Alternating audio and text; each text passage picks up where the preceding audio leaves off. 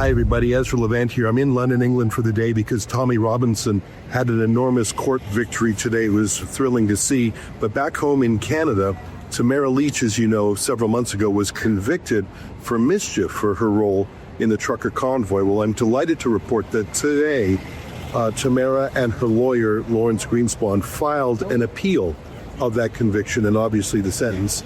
And they have two primary grounds for their appeal. Number one, there was no evidence whatsoever that Tamara Lich encouraged anyone to break the law in any way. In fact, the opposite. There was only evidence that she told people to be peaceful.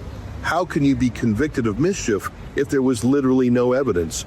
And point two, this is an interesting constitutional point. Even if there was a problem with the convoy, the court did not properly respect the Charter of Rights and the section regarding freedom of expression.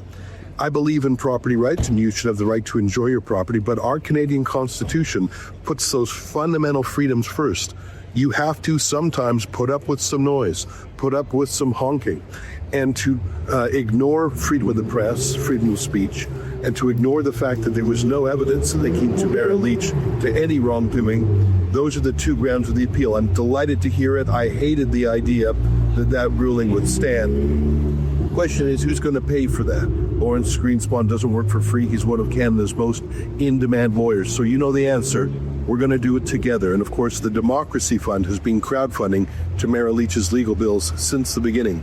So go to helptamara.com.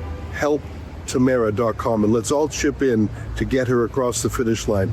I know that no ordinary person could do this on their own. First of all, no wealthy person would. They would just plead guilty to get out of the mess.